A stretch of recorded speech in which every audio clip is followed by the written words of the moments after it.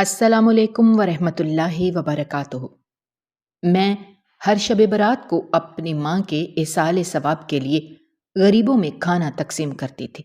اب کی شب برات میں نے 2 دیگیں کھانا پکوایا اور غریبوں کی آبادی میں کھانا تقسیم کرنے چلی گئی۔ ایک جھگی سے کوئی کھانا لینے نہ آیا۔ میرے پوچھنے پر پتہ چلا کہ وہاں ایک بیمار عورت رہتی ہے۔ میں خود اس کے لیے کھانا لے کر جھگی کے اندر گئی تو میرے قدموں تلے سے زمین نکل گئی، کیونکہ وہ بوڑھی عورت تو پرانی سی گرم شال جو کہ جگہ جگہ سے پھٹی ہوئی تھی، اس عورت نے اپنا چہرہ اس شال میں چھپا رکھا تھا۔ جب میں نے کھانے کا ایک شاپر اس کی طرف بڑھایا تو بڑی ویران آنکھیں تھیں۔ ان آنکھوں کو دیکھ کر میرا دل یکبارگی سے دھڑکا تھا۔ پتہ نہیں کیوں ان آنکھوں میں جلملاتے آنسو دیکھ کر مجھے اندر تک کچھ ہوا تھا۔ میرا ہاتھ جیسے رکا تھا۔ اس کے جھریوں سے بھرے ہاتھ دیکھ کر اور مٹی سے اٹے پاؤں دیکھ کر میں نے خود کو جھڑکا۔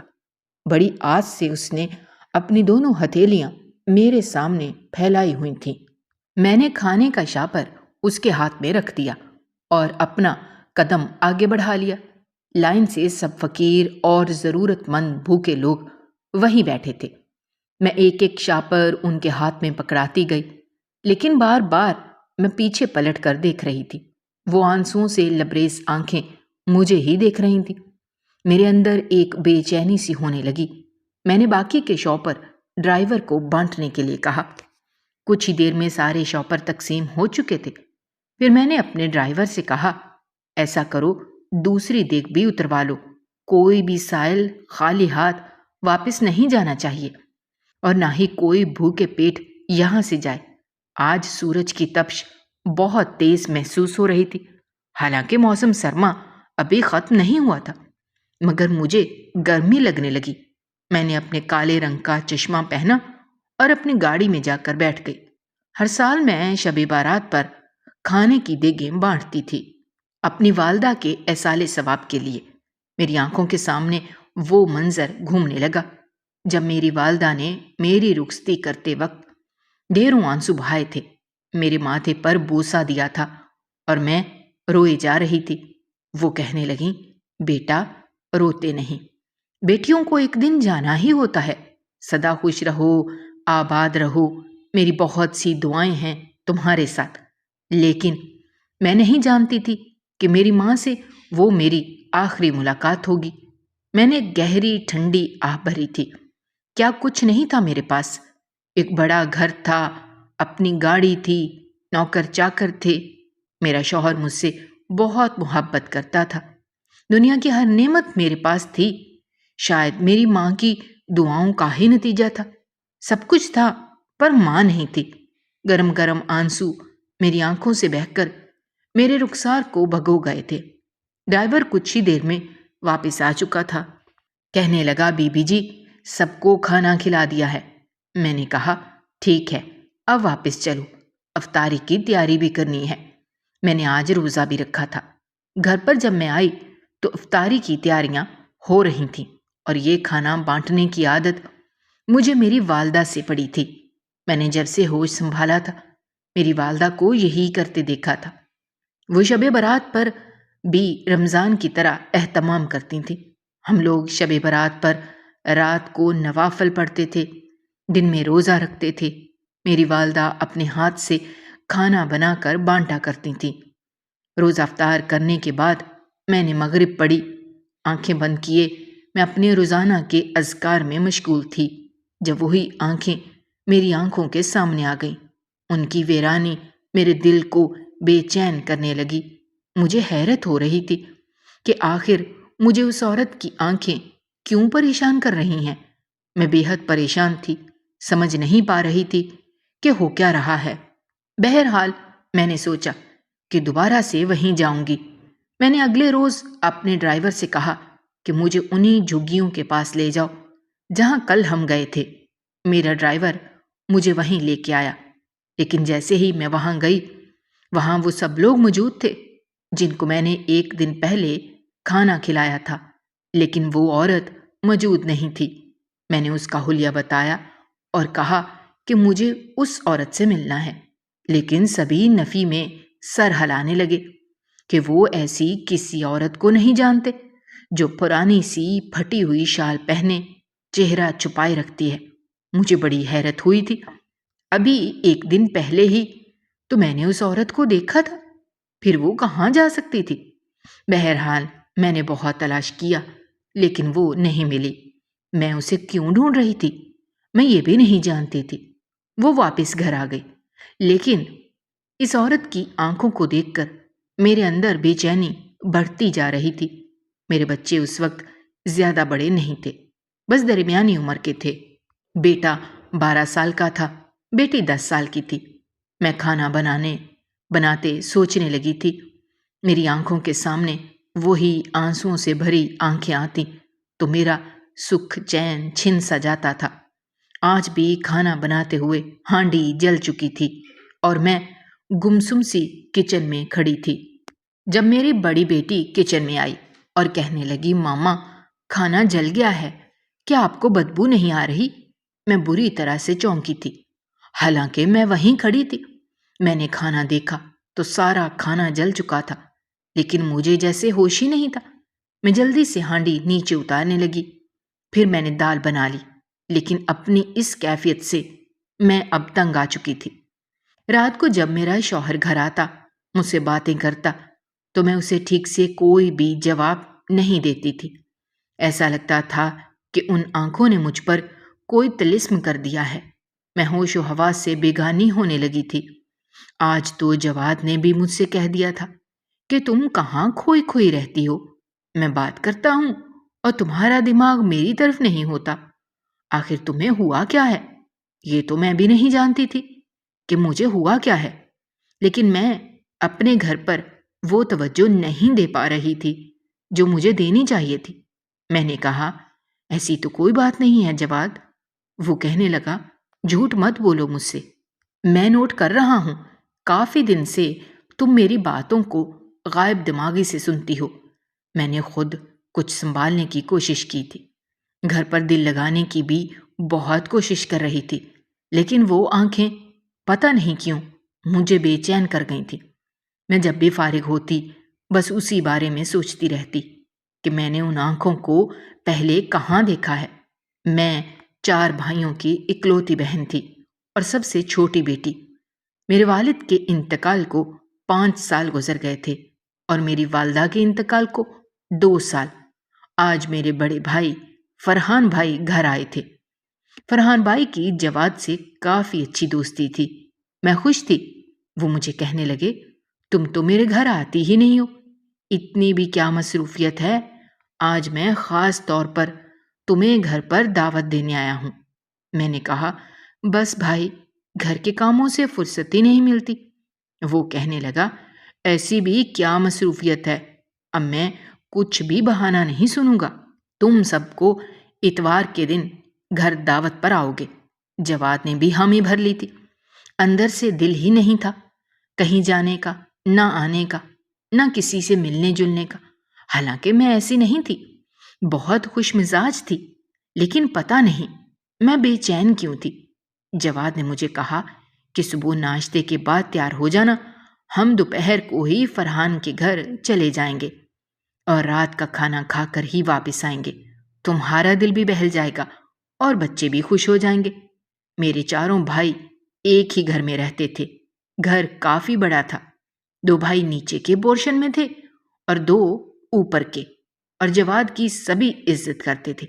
میں سب سے چھوٹی تھی اور میری شادی بھی کم عمری میں ہی ہوئی تھی، لیکن جواد کی عمر فرحان بھائی جتنی تھی۔ وہ مجھ سے 10 سال بڑے تھے، میرا بہت خیال رکھتے تھے۔ میں ہر طرح سے ایک پرفیکٹ زندگی گزار رہی تھی۔ میرے بھائی بھی میری بہت آؤ بھگت کرتے تھے، بھابیاں بھی بہت پوچھتی تھیں، لیکن پتہ نہیں میں ایک ہفتے سے بے حد پریشان تھی۔ بہرحال صبح ناشتہ کروانے کے بعد میں نے بچوں کو تیار کروا دیا، خود بھی تیار ہوئی۔ جواد کے ساتھ میکے چلی گئی۔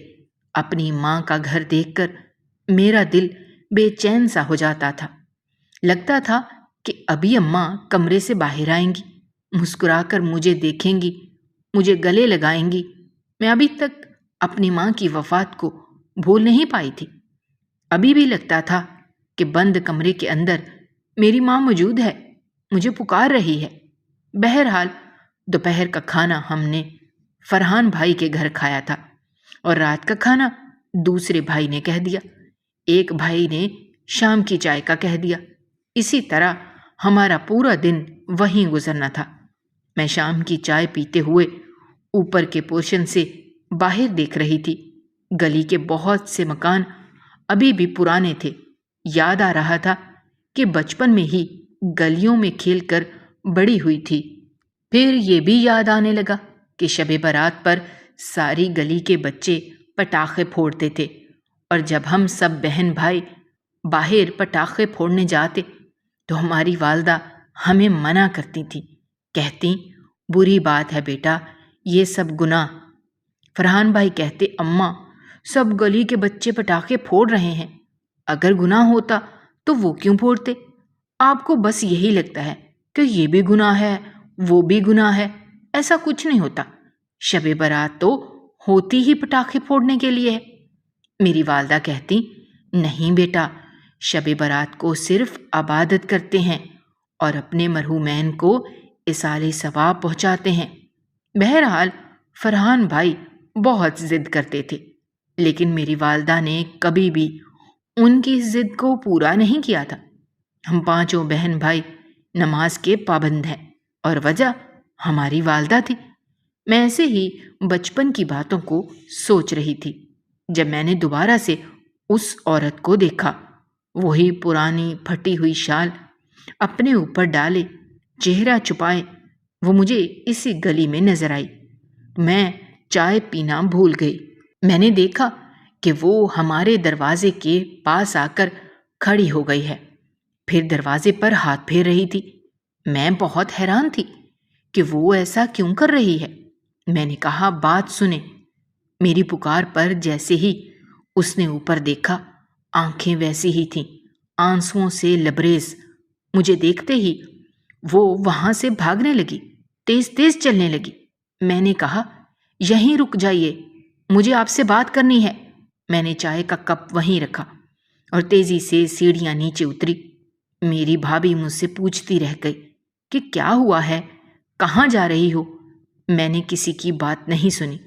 میں فٹافٹ دروازے کے پاس پہنچی، دروازہ کھولا اور باہر نکل گئی۔ میں نے دائیں بائیں ہر طرف دیکھا، وہ عورت تو یوں تھی جیسے غائب ہو چکی ہو۔ حالانکہ جس گلی میں ہمارا گھر تھا وہ گلی کافی لمبی تھی، پتہ نہیں کہاں جا کے چھپ گئی تھی وہ۔ میں اسی جانب جانے لگی جہاں وہ بھاگ رہی تھی، تیز تیز قدموں سے چل رہی تھی۔ میں تیز تیز اسی جانب جانے لگی۔ پیچھے سے میری بھابھی مجھے پکار رہی تھیں، لیکن مجھے لگ رہا تھا جیسے مجھے کسی کی آواز سنائی نہیں دے رہی۔ میں اسی عورت کی تلاش میں دیوانوں کی طرح کبھی کسی گلی میں جاتی، کبھی کسی میں۔ اچانک سے مجھے لگا جیسے کسی نے میری کلائی پکڑی ہو اور زور سے جھٹکا دیا۔ جیسے ہی میں ہوش میں آئی تو میں نے دیکھا جواد بڑے غصے میں کہنے لگا، کہاں جا رہی ہو تم؟ کیا پاگل ہو گئی ہو؟ سب تمہیں پکار رہے ہیں، نور بانو نور بانو کہہ رہے ہیں، اور تم ہو کہ بھاگے چلی جا رہی ہو۔ کہاں بھاگ رہی تھی تم؟ کہاں جا رہی تھی؟ میں نے کہا مجھے نہیں پتا۔ میں حیرت سے ان گلیوں کو دیکھنے لگی۔ میں پتہ نہیں بھاگ بھاگ کر کہاں چکی تھی۔ میں نے اپنا سر پکڑ لیا اور رونے لگی۔ جواد نے مجھے اپنے ساتھ لگا لیا اور کہا، نور تمہیں ہوا کیا ہے؟ مجھے بتاؤ، کیا مسئلہ ہے تمہارے ساتھ؟ میں نے کہا میں نہیں جانتی۔ یہاں ایک عورت تھی، اس عورت کی وجہ سے جواد میں بڑی پریشان ہوں۔ میں ٹوٹے ٹوٹے الفاظ میں بول رہی تھی، سمجھ میں نہیں آ رہا تھا کہ یہ بات کیا کروں اور کیسے سمجھاؤں۔ کہنے لگا، کون سی عورت؟ میں نے تو یہاں کسی عورت کو نہیں دیکھا سوائے تمہارے، تم اندھا دھند بھاگے جا رہی تھی۔ میں نے کہا وہ تھی، ہمارے دروازے کے پاس تھی، میں نے اسے روکنا چاہا تو وہ بھاگ گئی، میں اس کے پیچھے بھاگ رہی تھی۔ جواد کہنے لگے، نور مجھے تمہاری سمجھ نہیں آ رہی، تمہیں کیا ضرورت پڑی ہے کسی عورت کے پیچھے بھاگنے کی؟ میں نے کہا، آپ کو نہیں پتا، اس کی آنکھیں ویران تھیں، پتہ نہیں اس کو کیا تکلیف تھی۔ میں اس عورت کو کافی دن سے ڈھونڈ رہی تھی۔ میں ان جھگیوں میں بھی جا چکی ہوں جہاں پہلی بار میں نے اسے دیکھا تھا۔ جواد مجھے حیرت اور تعجب سے دیکھنے لگا، کہنے لگا، تمہارا دماغ خراب ہو گیا، پتہ نہیں کیسی بہکی باتیں کر رہی ہو، چلو میرے ساتھ۔ مجھے جب گھر پہ لایا تو میرے بھائی اور بھابیاں سب پریشان تھے، میری حالت کو دیکھ کر پریشان ہو گئیں، کہنے لگیں، تم کہاں بھاگ کر گئی تھی؟ کیا ہوا تھا؟ میں نے بھابی کو بھی بتایا، بھائی کو بھی بتایا، لیکن سبھی مجھے پاگل کہنے لگے تمہارا دماغ شاید خراب ہو گیا ہے، تمہیں کیا ضرورت پڑی ہے کسی بوڑھی عورت کے پیچھے بھاگنے کی؟ میں نے کہا، پتہ نہیں، بہرحال ایسا لگتا ہے جیسے میں اس عورت کو جانتی ہوں۔ میرے بھائی کہنے لگے، تمہارا وہم ہے، چلو کھانا کھاؤ۔ لیکن میری تو جیسے بھوک ہی مر چکی تھی، میری آنکھوں سے آنسو بہے جا رہے تھے۔ میں نے دیکھا میرا ایک بھتیجا مجھے بڑے غور سے دیکھ رہا ہے اور بہت چپ سا ہے۔ وہ فرحان بھائی کا بیٹا تھا اور میرے ہی بیٹے کا ہم عمر تھا، 12 سال کا۔ میری باتیں سن کر وہ جلدی سے میری والدہ کے کمرے میں چلا گیا اور دروازہ اندر سے بند کر لیا۔ بھابی کہنے لگی، لو، اب اسے کیا ہو گیا؟ فرمان بھائی نے کہا، چھوڑو، اس کی تو عادت ہے، یہ تو ایسی حماقتیں کرتا رہتا ہے۔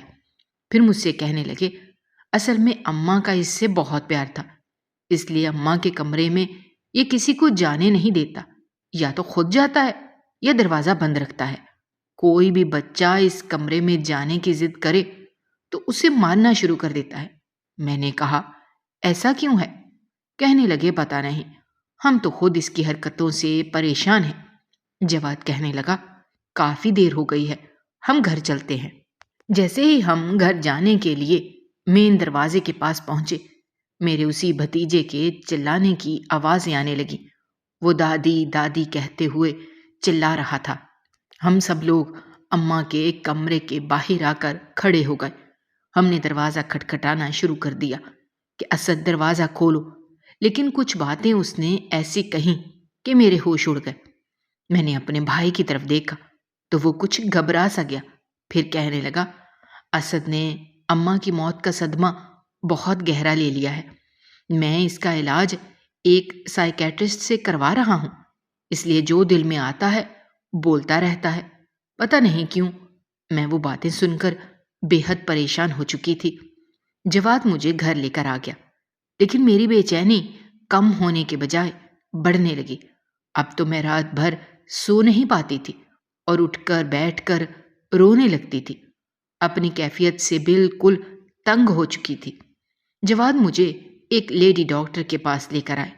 میں نے اسے اپنی ساری کیفیت بتائی تو اس نے مجھے نیند کی گولیاں دے دی، ڈپریشن کی گولیاں دے دی۔ کھڑے کھڑے جب وہ مجھے آنکھیں یاد آتی ہیں تو میں پوری کی پوری پسینے سے شرابور ہو جاتی تھی، اور وجہ مجھے نہیں پتا تھی۔ جواد اب میری وجہ سے پریشان رہنے لگے تھے، کہنے لگے، میں تمہیں ڈاکٹروں کے لے کر بھاگوں یا پھر کاروبار کروں؟ میں نے کہا، آپ کو کیا لگتا ہے میں جو کچھ کر رہی ہوں کیا جان بوجھ کر کر رہی ہوں؟ آپ سے کئی بار کہہ چکی ہوں کہ میرے اختیار میں نہیں ہے۔ وہ کہنے لگا، اچانک سے تمہارا بی پی شوٹ کر جاتا ہے، تمہارا بلڈ پریشر ہائی ہو جاتا ہے، دیکھو اگر تم سوچتی رہو گی تو تمہاری یہی حالت رہے گی۔ لیڈی ڈاکٹر نے بھی یہی کہا تھا کہ زیادہ سوچنے کی وجہ سے تمہارے ساتھ یہ سب کچھ ہو رہا ہے۔ نور، تم پاگل ہو جاؤ گی، میرے بچے چھوٹے ہیں، یہ تمہارا گھر ہے، ہم سب کو تمہاری ضرورت ہے، تم اپنا خیال رکھو گی تبھی تو ہمارا گھر بھی گھر رہے گا۔ میں نے کہا، آپ کو لگتا ہے میں جان بوجھ کے یہ کر رہی ہوں؟ جواد، میں خود ٹھیک ہونا چاہتی ہوں۔ یہ کہہ کر میں رونے لگی۔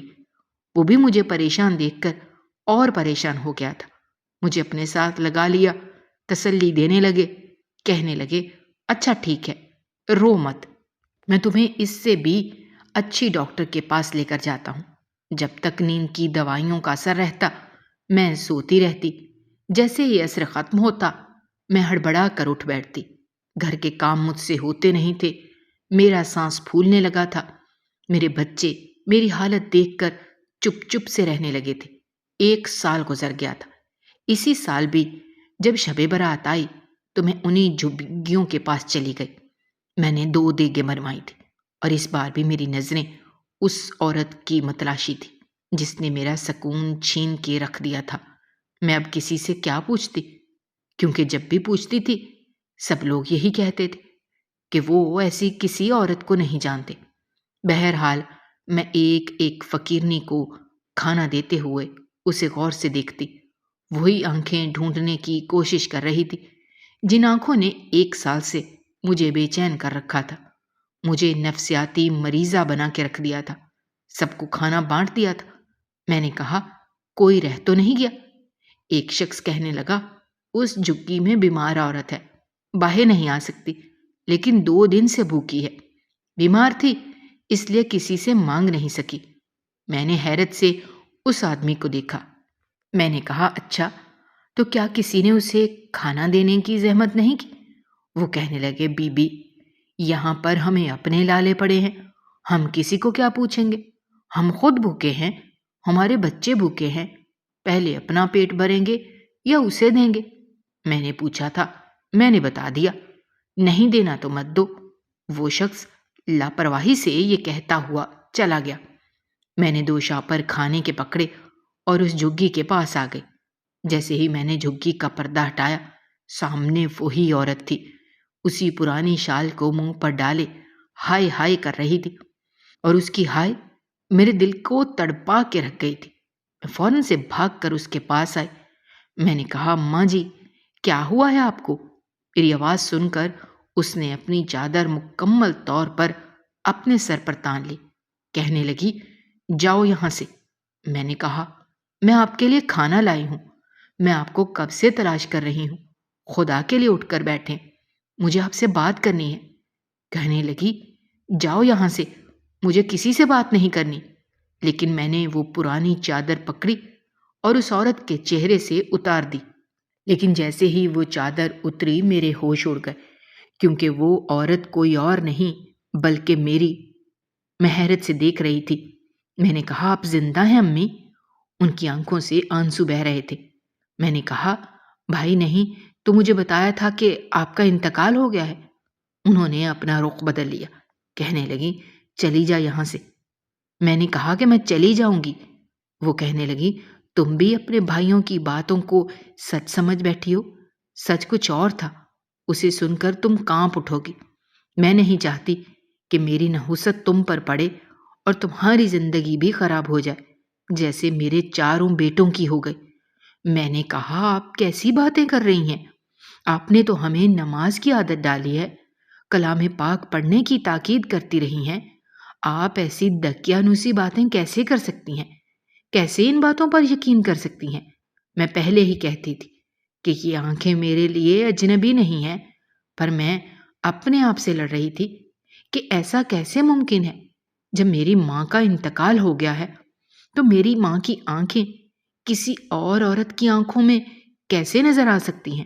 آپ کو نہیں پتا میں 1 سال سے کتنی بے چین اور بیمار ہو چکی ہوں۔ میری والدہ کہنے لگی بھول جاؤ مجھے، سمجھو کہ میں مر گئی ہوں، جیسے تمہارے 4 بھائیوں نے مجھے مردہ سمجھ لیا۔ میں نے کہا آخر آپ مجھے بتا کیوں نہیں رہی؟ دراصل شادی کے 1 سال بعد ہی جواد کی نوکری دبئی لگ گئی اور میں جواد کے ساتھ دبئی چلی گئی تھی۔ اس کے بعد پاکستان آنے کا موقع ہی نہیں ملا۔ بس میری والدہ سے میری فون پر بات ہوتی تھی، کبھی کبھی ایسا لگتا جیسے وہ مجھ سے کچھ کہنا چاہتی ہیں، لیکن کہتے کہتے چپ ہو جاتی تھی۔ جب میں پوچھتی اماں کیا ہوا تو کہتی کوئی بات نہیں، بس ایسے ہی تمہاری یاد آ رہی تھی۔ میں والد کے انتقال پر پاکستان آئی تھی اور بس چند دن ہی رک پائی تھی۔ تب بھی مجھے لگ رہا تھا جیسے ماں کی آنکھوں میں بہت سے شکوے ہوں، جیسے مجھ سے بہت کچھ کہنا چاہتی ہوں۔ لیکن جواد کہنے لگے ہم زیادہ دن نہیں رک سکتے۔ مجھے اپنی ماں کے پاس بیٹھنے کا زیادہ موقع ہی نہیں ملا۔ جب بھی بیٹھتی کوئی نہ کوئی بھائی آ کر بیٹھ جاتا اور ان کو تسلی دینے لگتا۔ بہرحال میں واپس چلی گئی اور اس کے بعد 2 سال بعد ہی مجھے اچانک سے خبر ملی کہ امی کا انتقال ہو گیا ہے۔ میں تو یہ سنتے ہی غش کھا کر بے ہوش ہو گئی تھی۔ مجھے 2 دن بعد ہوش آیا۔ جواد کہنے لگا، 2 دن سے تمہیں ہوش میں لانے کی کوشش کر رہا ہوں، لیکن تم جیسے ہوش میں آتی تھی، غش کھا کر پھر سے بے ہوش ہو جاتی تھی۔ اس لیے تمہاری والدہ کی تدفین کر دی گئی ہے، تو اب جانے کا کوئی فائدہ نہیں ہے۔ میں روئے جا رہی تھی۔ 3 مہینے تک میں یوں ہی روتی رہی اور جواد نے مجھے سنبھالا تھا۔ 3 سال مزید مجھے دبئی میں لگے تھے۔ پھر جواد کی نوکری ختم ہو گئی، لیکن وہ ٹھیک ٹھاک پیسہ کما چکا تھا۔ ہم واپس پاکستان آ گئے۔ پاکستان آنے کے بعد یہاں ہم نے ایک بڑا سا گھر لیا۔ جواد نے اپنا کام شروع کر دیا اور میرا بھی یہاں دل لگ چکا تھا۔ مجھے اپنی والدہ کی بڑی یاد آتی تھی، کیونکہ میں اکلوتی تھی اور میرا زیادہ تر وقت اپنی والدہ کے ساتھ ہی گزرا تھا۔ لیکن جو کچھ ان کے ساتھ گزرا میں سوچ بھی نہیں سکتی تھی۔ جن بیٹوں پر وہ جان نچھاور کرتی تھی وہ ایسا بھی کر سکتے ہیں۔ بڑے چاؤ سے میری ماں نے میرے بھائیوں کی شادیاں کی تھی اور بہوؤں کے ساتھ بھی ان کا رویہ بہت اچھا تھا۔ لیکن میرے والد کے انتقال کے بعد میری بھابھیوں اور بھائیوں کا رویہ میری والدہ سے خراب ہونے لگا، کیونکہ وہ اب بیمار رہنے لگی تھیں۔ اس لیے بہوؤں کو انہیں پوچھنا پڑتا تھا اور وہ میرے بھائیوں سے میری والدہ کی شکایتیں لگانے لگی تھیں، اور بھائی میری والدہ کو برا بھلا کہتے اور سمجھتے تھے پتہ نہیں یہ بڑھیا کب مرے گی اور کب ہماری جان چھوٹے گی۔ گھر میری والدہ کے نام تھا اور میری والدہ کو جب بہت غصہ آیا تو وہ کہنے لگیں، میں تم لوگوں کو اتنی ہی بری لگتی ہوں تو میرے گھر سے جا سکتے ہو، کیونکہ یہ گھر میرے شوہر کا ہے اور میرے نام ہے۔ یہ سن کر چاروں بھائیوں کو غصہ آ گیا اور انہوں نے میری ماں پر ہاتھ اٹھایا۔ پہلی بار میری ماں پھوٹ پھوٹ کر روئی تھی اور کوئی بھی اس کی پکار سننے والا نہیں تھا۔ صرف فرحان بھائی کا بیٹا اسد انہیں بچانے کی کوشش کر رہا تھا۔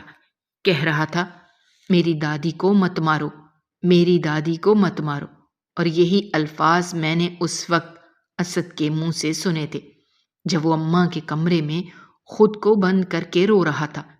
جب میں نے فرحان بھائی کی طرف دیکھا تو وہ گھبرا گئے اور کہنے لگے، اس کا ذہنی توازن خراب ہو گیا ہے، اس نے اماں کا غم لے لیا ہے۔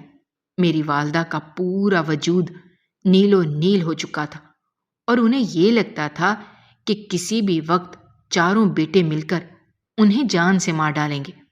اس لیے انہوں نے رات کے اندھیرے میں ہی گھر چھوڑ دیا اور جھگیوں میں جا کر رہنے لگی۔ وہیں قریب میں ایک پکوان کی دکان تھی جو روزانہ بچا کچا جھوٹا سالن اور چاول میری ماں کو دے دیتا تھا۔ کہتا تھا، میں نے تو ویسے بھی کتے بلیوں کا ہی ڈالنا تھا، چلو آپ کھا لو۔ میری ماں جو کہ کروڑوں کے گھر کی مالک تھی، آنسو بہاتے ہوئے لوگوں کا جھوٹا بچا ہوا کھانا کھاتی تھی۔ اپنی ماں کی یہ باتیں سن کر میرا دل خون کے آنسو رویا تھا۔ میری ماں کی آنکھوں کی ویرانی کا سبب مجھے پتا چلا تو مجھے اپنے چاروں بھائیوں سے نفرت محسوس ہونے لگی۔ اگر وہ میری آؤ بھگت کرتے تھے تو شاید اس لیے کہ جواد ان سب میں سب سے زیادہ کما رہا تھا۔ ہمارا گھر ان کے گھر سے بڑا تھا، میرے بچے اچھے اسکولوں میں پڑھتے تھے۔ میں نے اپنی والدہ کی منت سماجت کی کہ وہ میرے ساتھ گھر چلیں۔ وہ کہنے لگی، نہیں، ان لوگوں نے مجھے مردہ سمجھ کے بھلا دیا ہے، تم بھی بھلا دو، تمہارا شوہر کیا سوچے گا؟ اس کے بیٹوں نے تو اسے پوچھا نہیں اور اب یہ میرے سر پر آ کر بیٹھ گئی ہے۔ بیٹا، بوڑھے ماں باپ ہمیشہ اولاد کے لیے بوجھ ہی بن جاتے ہیں۔ میں یہاں خوش ہوں، تمہیں جب بھی یہاں آتے اور غریبوں کو کھانا بانٹتے دیکھتی ہوں تو دل خوش ہو جاتا ہے۔ میں نے کہا، نہیں، آپ میرے ساتھ چلیں گی۔ میں انہیں زبردستی گھر لے آئی۔ جب جواد نے یہ دیکھا تو حیران رہ گیا۔ میں نے رو کے جواد کی منت سماجت کی، اسے ساری بات بھی بتائی۔ اسے میرے بھائیوں پر بہت افسوس تھا۔ کہنے لگا، انہیں ماں باپ کی قدر ہی نہیں ہے، مجھ سے پوچھو کہ ماں باپ کیا ہوتے ہیں۔ میں نے بہت ہی کم عمری میں اپنے ماں باپ کو کھویا ہے، اور تمہاری ماں بھی میرے لیے ماں کا درجہ ہی رکھتی ہے۔ میں انہیں اپنے گھر پر ہی رکھوں گا۔ جب یہ بات میرے چاروں بھائیوں کو پتہ چلی تو روتے ہوئے آ گئے، معافی تلافی کرنے لگے، لیکن میں نے اپنی والدہ کو واپس نہیں بھیجا۔ اور کل رات میرے بھائی کا روتے ہوئے فون آیا کہ گھر کو آگ لگ گئی ہے، بڑی مشکل سے سب کی جانیں بچی ہیں، لیکن وہ گھر خاک ہو چکا تھا جس گھر کی خاطر انہوں نے میری ماں پر ہاتھ اٹھانے سے بھی گریز نہیں کیا تھا۔ میری ماں روتی انہیں دیکھے جا رہی تھی جو گھر کے مالک بنے بیٹھے تھے۔ میری ماں نے پھر بھی میرے بھائیوں کو بد دعا نہیں دی، کیونکہ ماں ہی ایک ایسی ہستی ہوتی ہے کہ اولاد کی اس طرح کی نافرمانی پر بھی درگزر کر جاتی ہیں اور انہیں معاف کر دیتی ہے، انہیں تکلیف میں دیکھ کر تڑپ جاتی ہیں۔